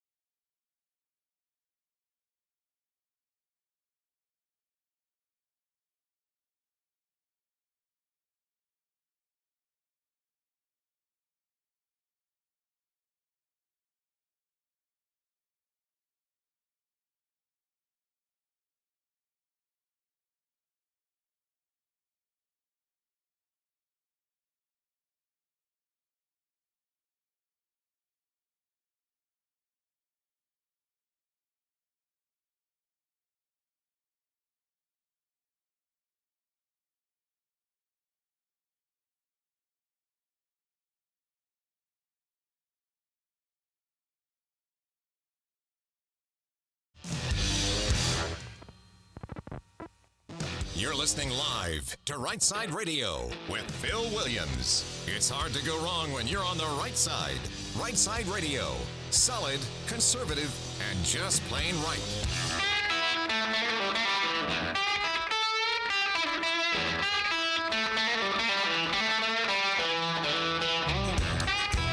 Welcome back to Rightside Radio. I'm Scott Buttram, sitting in for Phil Williams. That's why it doesn't sound like Phil. I'm from the Trussville Tribune. Always enjoy joining this audience and having the opportunity to sit in for Phil. And this has been a great day. It's a beautiful day outside. We're looking out over the golf course there, Boomer, and we're probably on the wrong side of that window, but it's absolutely on the wrong side of this window. So I look out there every day. I'm like, oh man, they're all just enjoying the days, afternoons. That's an active course today. I've noticed a lot of people teeing off right in front of us. I don't blame them. You have heard, if you have been with us throughout the show, you've heard from Paul DeMarco. He is the former GOP chairman for Jefferson County and the political writer for the Trussville Tribune. Love getting Paul's input. You have heard from 1819 editor-in-chief Jeff Poore. Had a great 30 minutes with Jeff, and he was followed by his boss, CEO of 1819 News, Brian Dawson, who has been very effective in building, in my opinion, the preeminent conservative news voice for the state of Alabama in 1819 News. I know a lot of you guys are readers of 1819 News. I promise you bigger things are coming, and they have already taken the state of Alabama by storm. It's just going to get bigger and better as time goes on. We're going to hear at the bottom of the hour from Zach McCrary. Zach is a friend of mine. He is a Democrat strategist. Why are we bringing him on the show? Why would we have a Democrat on Rightside Radio? Who would do such a thing? If you don't know this about Zach, you're going to find this out. He is one of the best political prognosticators I've ever known. Because when it comes, he's going to pick a candidate and he's going to support his candidate. But when it comes time to making political predictions, Zach is one of the most pragmatic and accurate people I've ever been around. At that point, it's not about who he favors or who he would like to see win. He's just got that knack for looking at a lot of different factors and accurately predicting the outcome of an awful lot of elections. Whether it's the Republican or the Democrat, he doesn't really care. He's just going to tell you what he sees and who he thinks is going to win it and why. And I always like getting Zach's input. So you've heard him here before if you've listened when I filled in. I had him as a guest the very first time I filled in on the show, and really happy to bring him back at 4:30 this afternoon. You'll get a chance to hear from him again. I'm going to shift gears a little bit and share with you. It's such a beautiful day. The fall colors are turning, and I think our state this time of year is one of the most beautiful in America. I love to see the colors in these trees turn, and it's going to start getting a little nip in the air. We're headed into winter soon. But in Mentone this weekend, my favorite place in the world outside of Trussville is Mentone, Alabama, up on Lookout Mountain, and the Mentone Fall Festival is tomorrow. So if you're looking for an opportunity to get out, have a great day, and be right in the heart of where all the colors are changing in the trees, this is a great festival every year. Unbelievable number of vendors show up. There are musical acts starting at 10 o'clock in the morning, and they will have multiple stages all over Mentone. Vendors will be set up in specific areas. It's very well planned, very well organized. If you're interested in driving up on top of the mountain tomorrow, kill some time between ball games. In fact, I'm sure you can find some televisions to watch if you want to stay at the festival during the ball games. But if you will check out their Facebook page, Mentone Fall Festival, you just search that on Facebook, Mentone Fall Festival, and you will find their Facebook page with the lineups, the schedules, everything going on, maps, parking. I was just flipping through it. They've even spotlighted a lot of the vendors, so you'll know which vendors are there and what they'll be offering. A lot of the food will be there. One of my favorite places is the Rib Shack down in Valley Head, Alabama. If you have not eaten at the Rib Shack, you're missing some of the best barbecue in the state of Alabama. They will be set up at the Fall Festival tomorrow, so don't go by the restaurant. Small staff, when they go cover an event, they have to take everybody with them.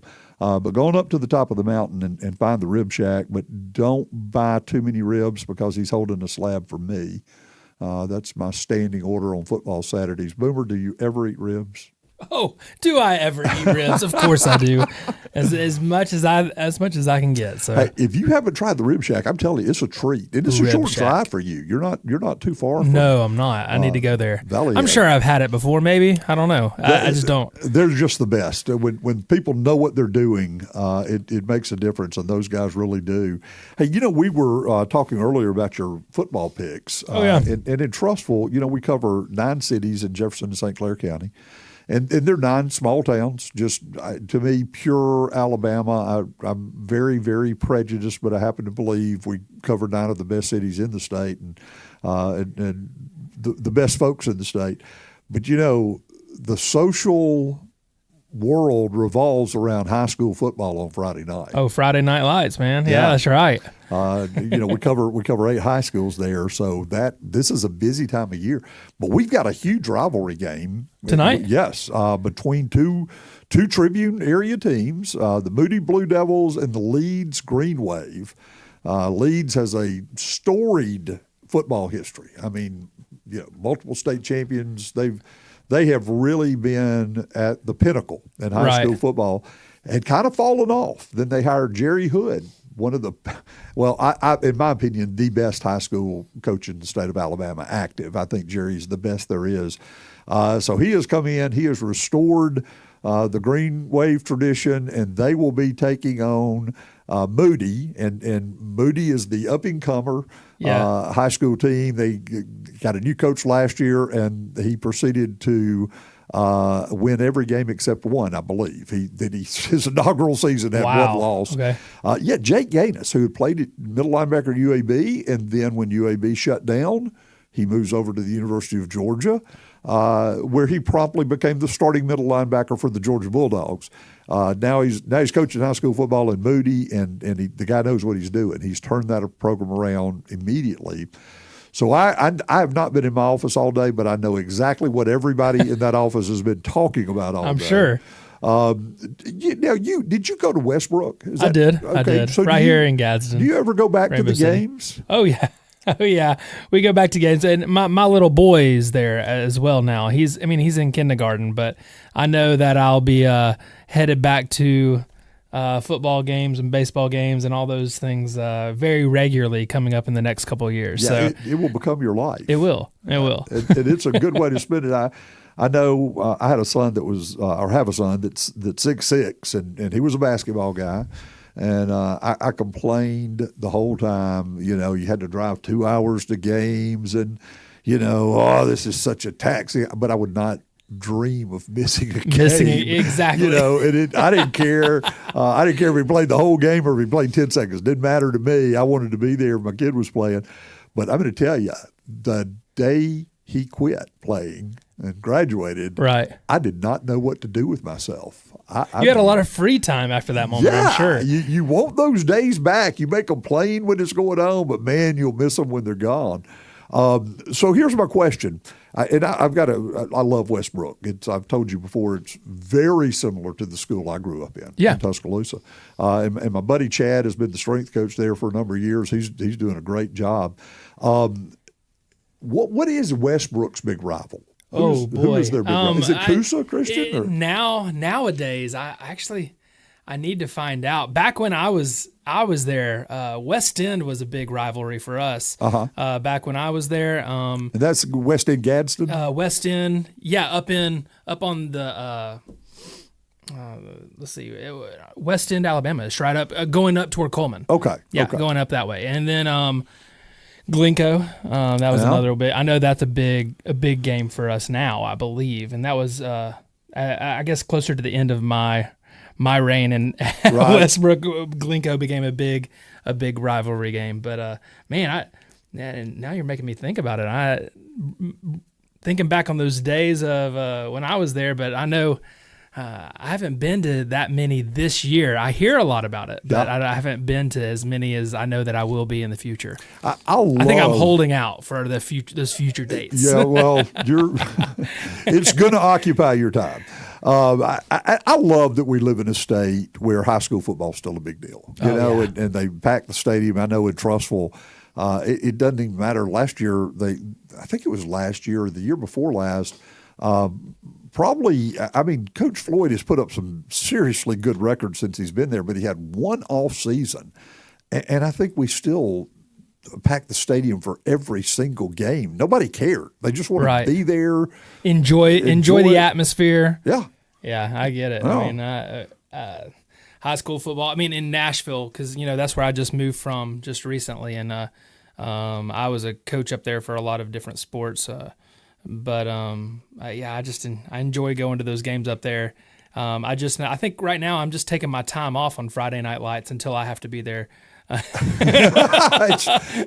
It's coming. But I know the Saturday games. I'm all about my Saturday games too. Oh yeah, me too. And I've got my routine. I usually try to watch it alone just because I'm a miserable person to be with.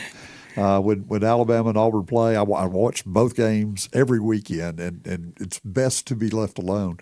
I love the fact that high school football still dictates everything. It's still such a big social deal, to the point that if I'm going to Mentone and I'm going to drive through, headed up to the mountain, after 7 p.m. on a Friday, I actually get online to see if Fort Payne is playing at home. Because if they are, I get off on a different exit. If they're not at home, I don't worry about it. But if they're playing at home, I literally get off the interstate on a different exit just to avoid the traffic from the Friday night game. And it's just cool. You see the whole town turn out for these things. And I do love that about our state. And thanks for letting me mention the Mentone Fall Festival tomorrow, too. I know that's not really political talk, but we've covered a lot of issues. We're going to cover some more. If you were listening earlier, two of the subjects that we have talked about a great deal. One was the decision by the Alabama Treasurer's office, actually the treasurer himself, which is Young Boozer, decided against loaning money to Birmingham Southern. The legislature had created a fund that was available at his discretion to loan some money to qualified colleges that might be in distress. It was really designed for Birmingham Southern, even though it doesn't mention them by name.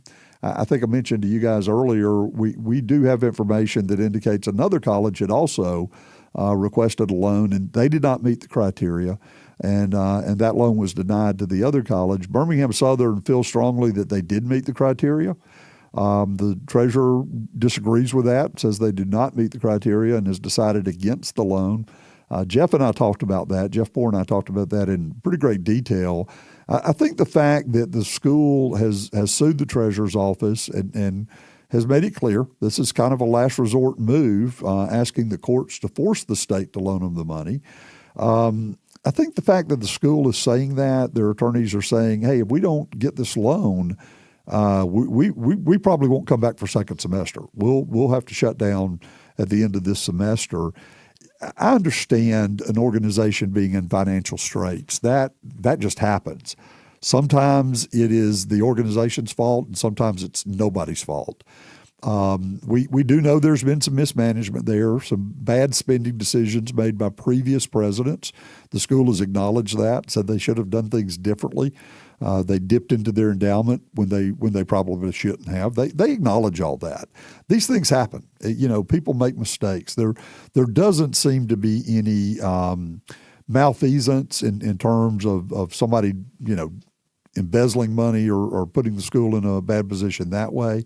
But sometimes business plans just don't work out the way you would like for them to work out. That doesn't mean there's a bad guy involved here.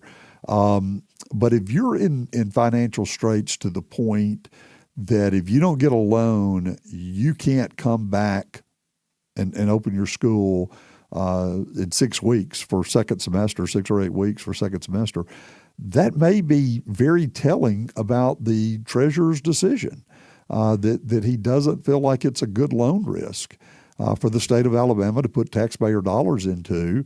And if you're that close to the edge, you may be kind of building his case for him. A lot of mixed information coming out. There'll be a hearing next week. There's already been one preliminary hearing.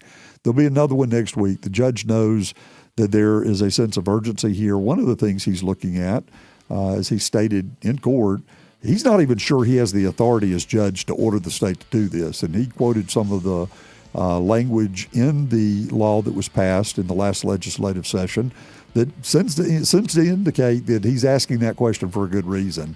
He doesn't think the legislature really wanted this to be dictated to the treasurer. They specifically gave him the discretion to make this determination. So the judge is looking very hard at that. Maybe he'll sort through some of the other things where the state and Birmingham Southern disagree on things like collateral and value there. So we'll be following that very closely. We will be joined at 4:30 by Zach McCrary. You stay with us.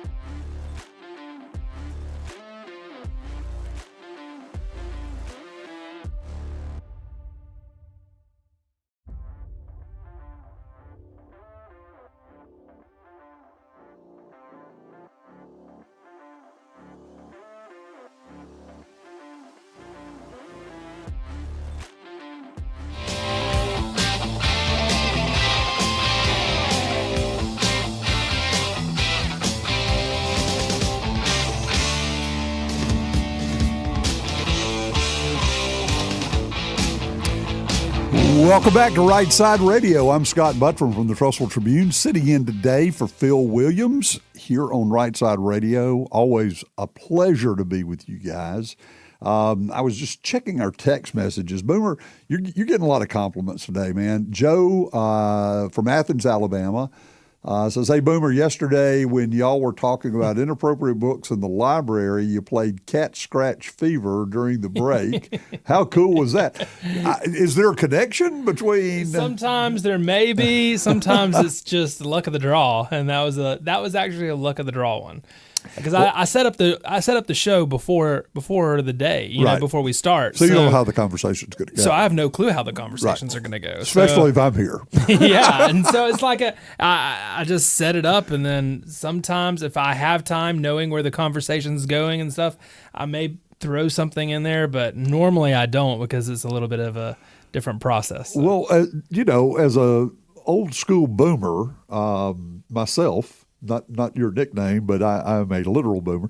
I love the bumper music. I mean, it resonates with me. I tell Jeff Poore the same thing all the time. Yeah. I mean, he plays a lot of Waylon for bumper music. Oh yeah, and I'm like, no, dude, stop talking. Let's just listen. Let's just listen. Guys. Let Waylon finish. Let it go. We can talk anytime.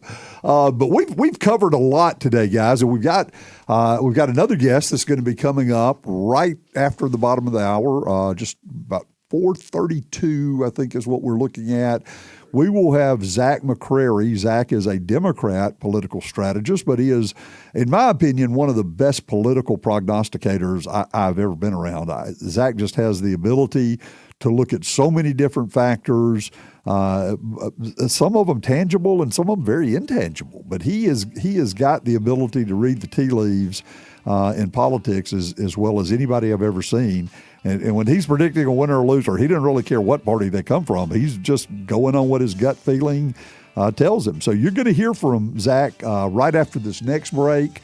I'm excited to have him on, excited to get some of his thoughts and ideas about what the political future may hold, how he sees some elections falling, and what candidates he think may be emerging as we head into 2024. So I'm excited to talk to Zach. We'll be back to visit with him shortly. You've heard from Jeff Poore. You've heard from Paul DeMarco. You've heard from Brian Dawson. Three very well politically connected folks in the state of Alabama with great information. You stay with us. We'll be right back after this break.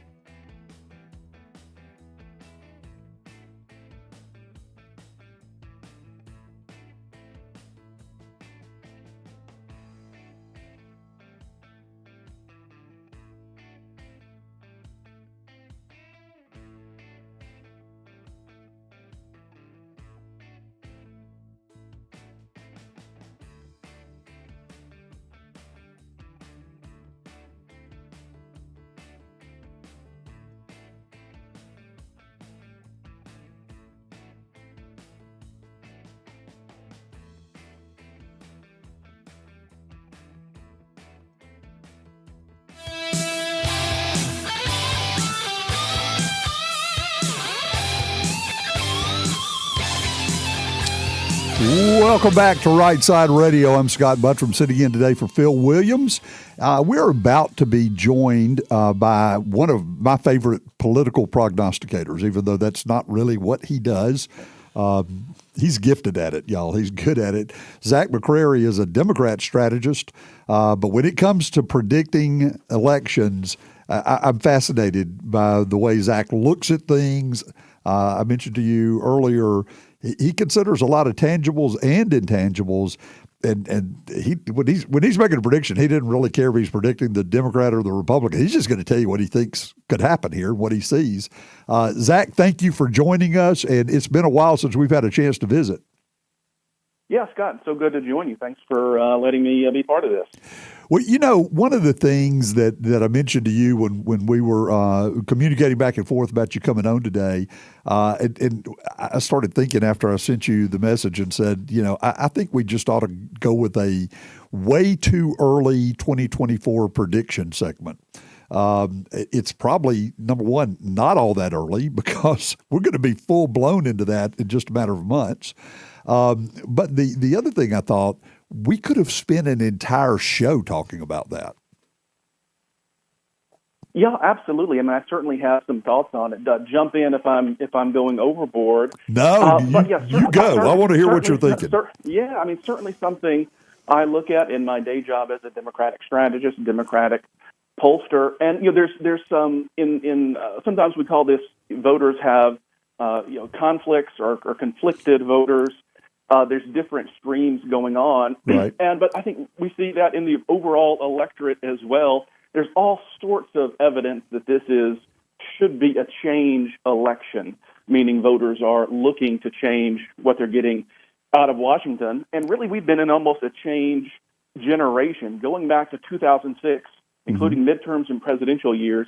8 of the last 9 elections, the party in power has either changed from in the presidential level or one or both houses of Congress have changed. 8 of the last 9 elections starting in 2006, the only exception being the 2012 election. So you look at what's going on here now, the 70, 80% think the country's going in the wrong direction. Biden's approvals aren't great. They're on a good day in the low 40s.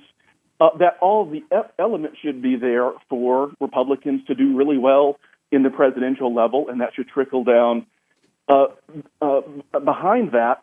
But honestly, we would have made that, and I think you and I probably had some of those same discussions a year ago, 2 years ago, and a lot of those same factors were in place, and the red wave that a lot of folks saw coming was a red trickle at best. Yeah. And I think that is certainly possible for what we could see here moving forward over the next year. Republicans should be poised for wins. And I would say there's 2 factors, and I think you look at what happened in 2022 as well as what could happen next year, and this could all be a little bit of a deja vu. I do think, and I'm sure a lot of your listeners are ardent fans of former President Trump, but I do think Republicans are paying something of a Trump tax with voters. Some voters who would like somebody else to be president other than Joe Biden. A lot of voters would like Republicans to nominate somebody else other than Trump. But if Republicans insist on nominating Trump, then in fact it's not really a change election. It's not Joe Biden versus someone new. There's no change whether Biden or Trump, because Trump is certainly part of the status quo that we've been living with for the past several years. So you have this Trump tax, and you look, certainly Trump won the 2016 election. He lost the popular vote, but won the Electoral College. Right. Sort of a one in every 100 years type situation, drew an inside straight to win the Electoral College. But since then, Trump lost in 2018. Democrats split both the House and the Senate. Trump lost a very winnable re-election in 2020, and I would say, everything else being equal, the 2022 race should be viewed as a loss for Republicans.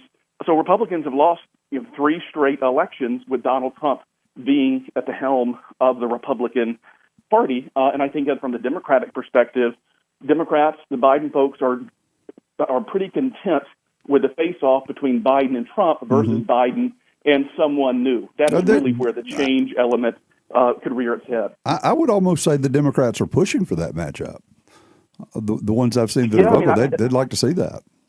Yeah, I mean, I think that there's a lot to that. I mean, Democrats don't have a whole lot to do in the process. The Republicans are taking care of that for themselves. I mean, it is just from afar. Trump looked a little wobbly after the 22 elections. A lot of, even rank and file Republicans, but especially the Republican elite, were looking to move on from Trump, including some rank and file folks after 22 saw that Trump was deserved some blame for what happened with the lack of a red wave.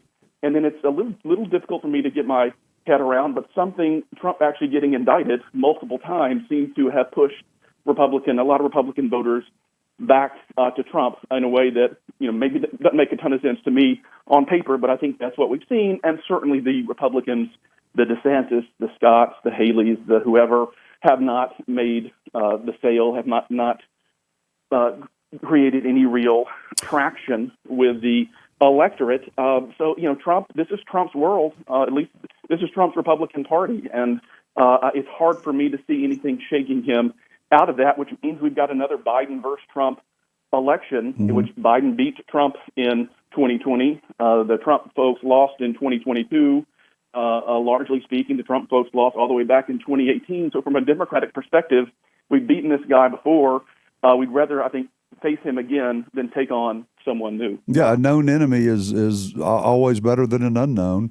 I want to go back to something you said earlier, Zach, that eight of the last 9 elections, and we're talking, for our audience's sake, we're talking national elections. 8 of the 9 have been elections of change. Historically, what did we see before that string? What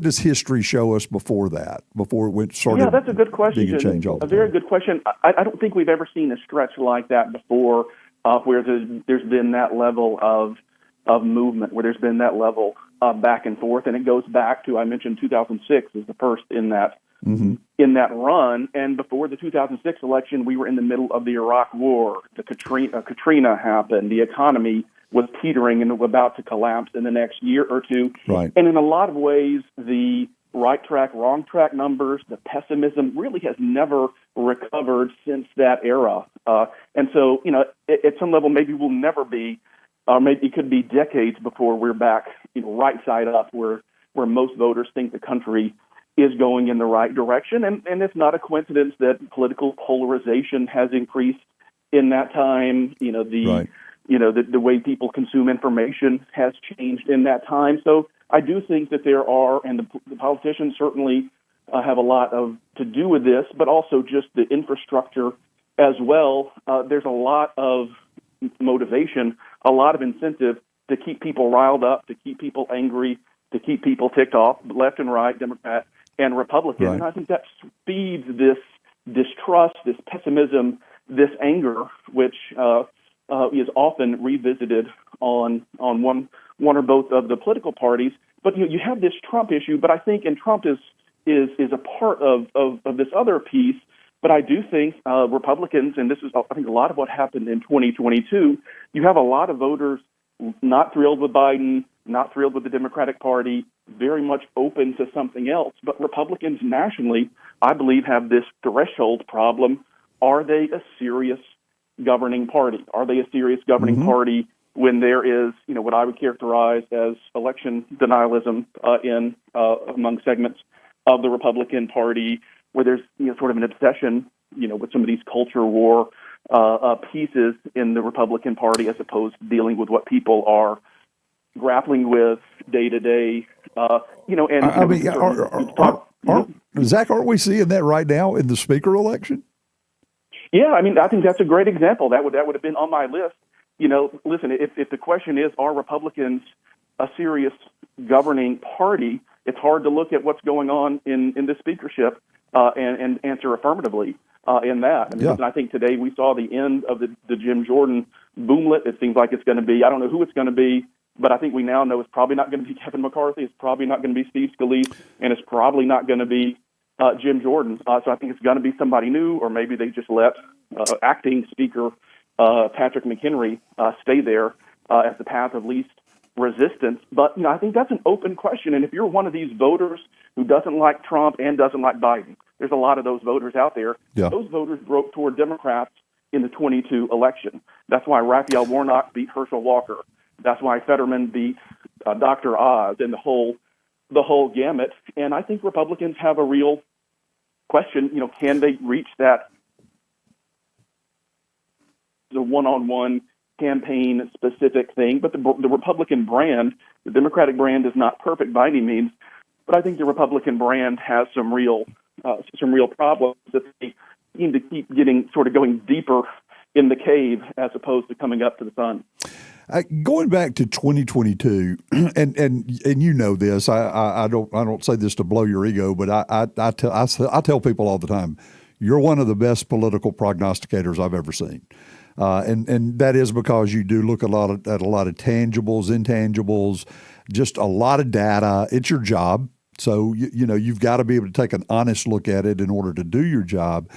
But if I remember going into the 2022 midterm, one of the comments I think I remember you making was, you've already said it, everybody anticipated a red wave, but it was more like a red trickle.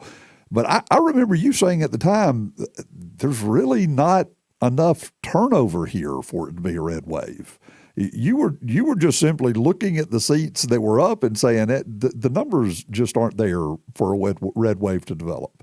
Did I imagine that, or is that not what you were saying at that time? No, I remember that conversation, and a lot of these same questions, and we've seen some of the answers, or at least answered temporarily in 2022. Could Republicans reach that threshold? It certainly, as well as in terms of where the U.S. Senate is at stake. I remember we talked about, you had Pennsylvania, you had Georgia, you had Arizona and Nevada, and Republicans needed to win three out of those four out of those four states, and you just looked at those individually, and Republicans had threshold problems. Republicans nominated in Pennsylvania Dr. Oz, who's a TV doctor, Turkish immigrant from New Jersey, to run for Pennsylvania U.S. Senate. That doesn't make a ton of sense. Herschel Walker in Georgia, on paper, maybe sort of interesting, but had a ton of problems there. The Republican candidate in Arizona was just sort of a weirdo, venture capitalist, goofball type guy.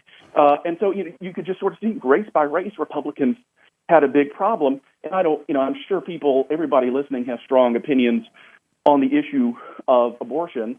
But I do think the Republicans continue to be the dog that caught the car on the issue of abortion. They don't quite know what to say about it now that it's gone to the states. Interesting and analogy. It was an issue that motivated the right for so long. Now it really motivates the left. There's been ballot measures on in the last year in Kansas, Montana, Kentucky, Ohio, 4 very red states, various ballot measures, and the pro-choice side has won all of those, and none of them were all that close in very red states. So Republicans, we're seeing this in real time, don't quite know how to talk about the issue of abortion now that Roe versus Wade has been overturned. Where should the exceptions be? What should the penalties be?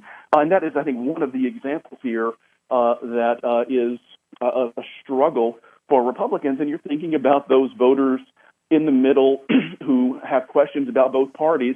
If you've got one party who doesn't seem to know if they think that a woman who is raped or a victim of incest, should have the right to an abortion, then that's a question mark. And so I don't say that's the only thing going on, but especially with Trump, the likely nominee of Trump is the person who appointed the Supreme Court, which rolled back Roe versus Wade. Mm-hmm. Trump's going to have some answers on this. So these are all sticky issues, but I think Republicans on a whole host of things have a real challenge of working themselves out on this, and it gets a lot harder for the Republican Party to do that when you've got Trump there as the dominant figure instead of passing the torch to a new generation. Joining us is Zach McCrary. Zach is a Democrat strategist, and he's not a political prognosticator, though I continuously refer to him as that. But he's good at it, y'all. He's good at it. And that's one of the reasons I wanted to bring him on and give you a chance to kind of hear his thoughts. He is accurate with almost an uncannily high percentage of getting things right. Zach, when you predict races, you, as we talked about, you're looking at so many different factors based on your experience or your professional experience as a strategist. When I make a prediction, a political prediction, it's almost purely on emotion, right? It's not like a prediction as much as it's like this is my wish list. This is who I hope wins. So let me give you my prediction for 2024 that is purely emotional, and then tell me if there is any legitimate way for me to be right. I don't think Trump or Biden will be on the 2024 ballot. We've only got a few seconds here. So is there any way for me to be right about that? Yeah, I think you would take an act of God, or maybe two acts of God in that case, or in one case, an act of the U.S. Justice Department, perhaps. That's possible. I think Trump is running and will be the Republican nominee unless he physically or legally cannot. I think Biden will be the Democratic nominee in case he physically cannot. So I think it's not lost on me that a lot of people would like to see fresh faces, younger faces, different faces in at least one of those two, if not two of those two roles. But I think, we should all gird our loins. This is likely to be Trump versus Biden round two. And, my initial instinct is there's not a lot of people who voted one way in 2020 who have changed their mind and are going to support the other person in 2024. So my initial instinct is that starts at least a little bit lean Biden. But listen, Biden's numbers aren't good for sure. So this is not a done deal. And for some of my Democratic friends who think that Trump can't win, or because of these legal reasons, legal complications that Trump has done, he's not done. Trump very well could win this race. But my instinct a year out is that this is a little bit lean Biden. If you have anybody else other than Trump, I might say a little bit lean whoever the other Republican was. That's how I think about it here, roughly a year out. So don't go to Vegas and bet on emotion, is what you're telling me. I think that's a wise advice.